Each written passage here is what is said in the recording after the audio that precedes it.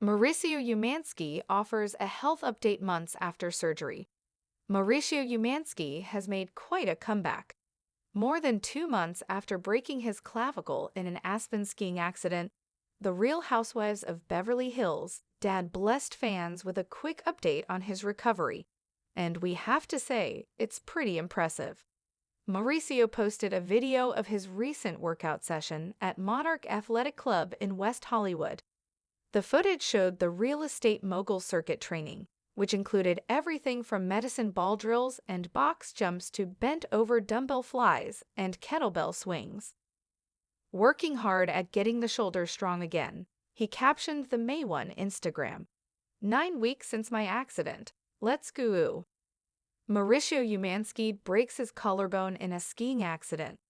Mauricio revealed his injury on February 14 after snapping a selfie from a hospital bed. The Mexican-born businessman informed fans he had broken his collarbone on the slopes and had to undergo surgery to ensure the bone healed properly. "I feel so blessed to be taken care of by such amazing humans," he captioned the photo.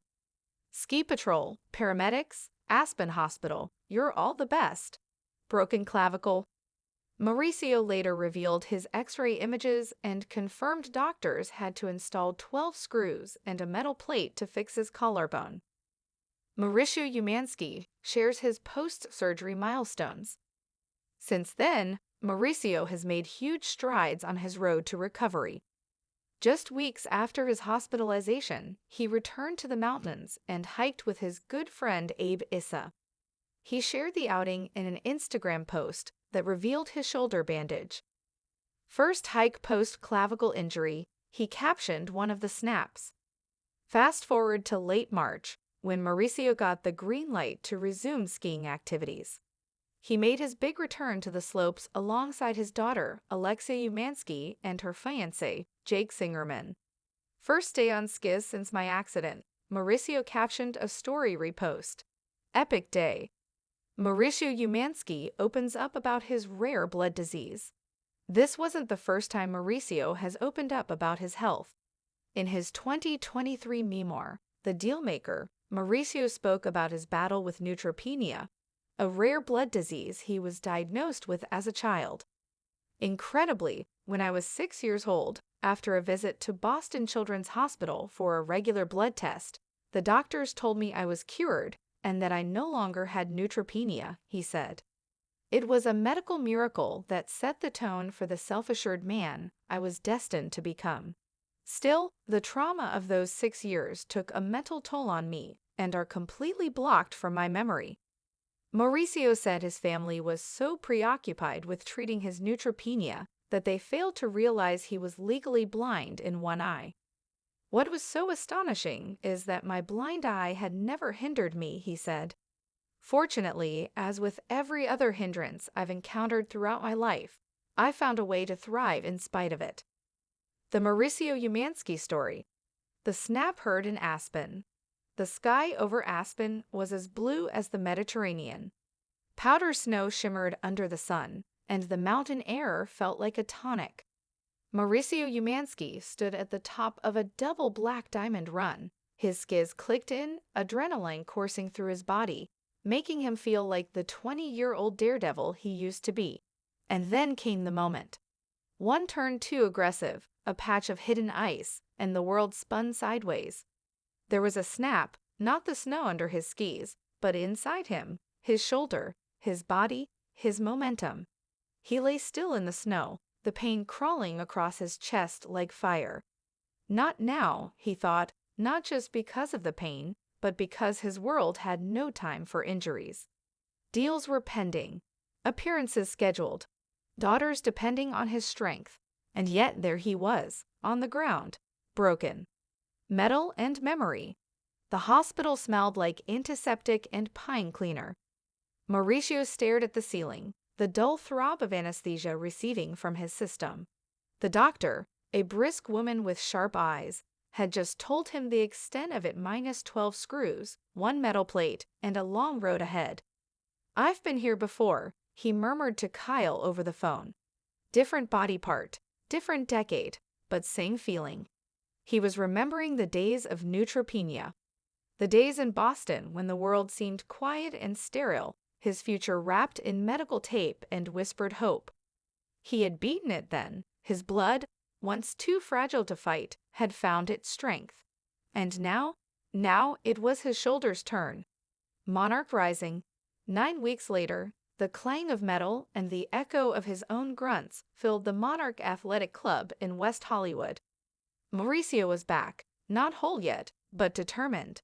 A trainer named Jackson, half his age and full of relentless encouragement, watched as he slammed a medicine ball into the floor.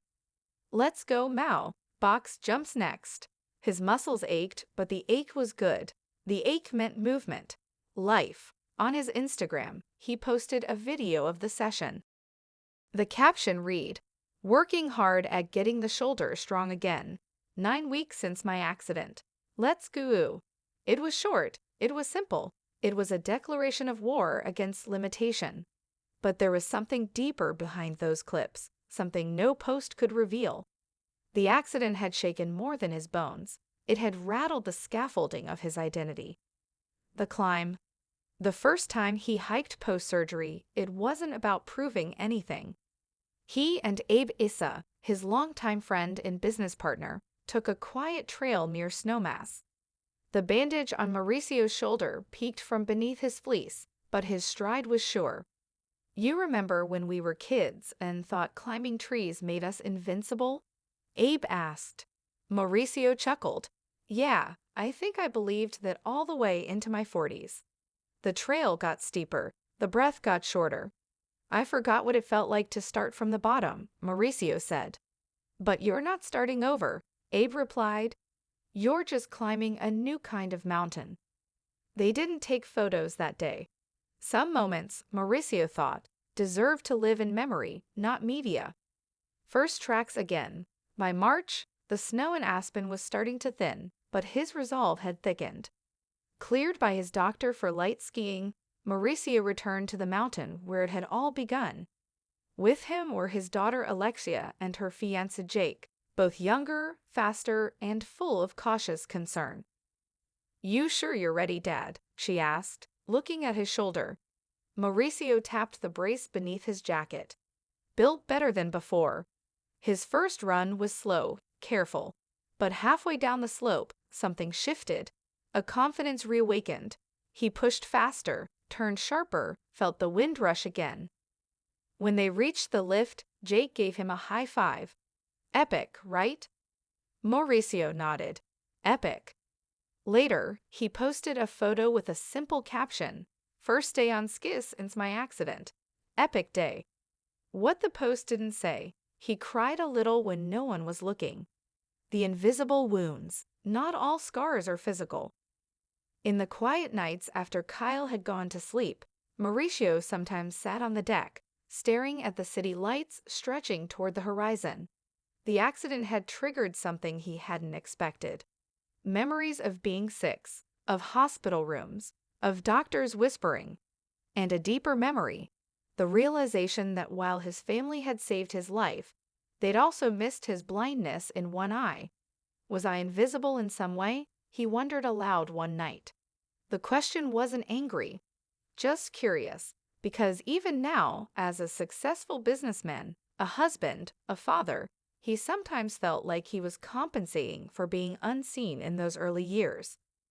That blindness hadn't held him back, but maybe it had shaped him in ways he was only beginning to understand. The dealmaker within. He thought about that a lot while working on a new project, a foundation for young athletes recovering from injuries. He called it the Climb Again Fund.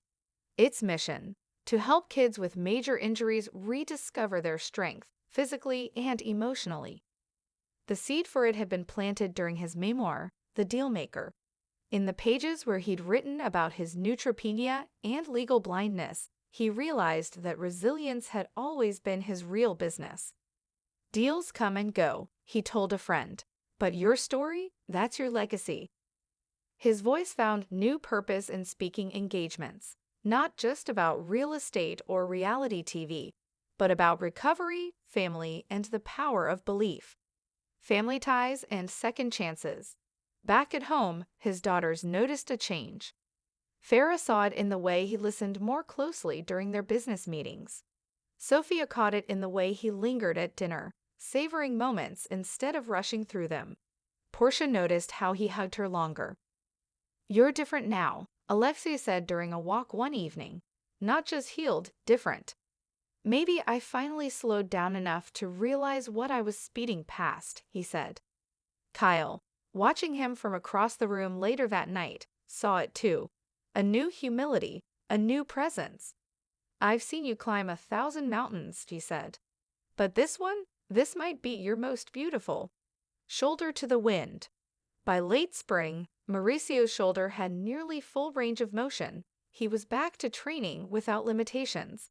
The scar was there, a clean line across his clavicle, but he wore it proudly. "It's my badge," he said during a podcast interview. "It reminds me I'm still human, still breakable, and still capable of healing." His story went viral, not because of celebrity, but because it was human. A man, broken and rebuilt. A father learning anew. A businessman rediscovering balance. Stronger than steel.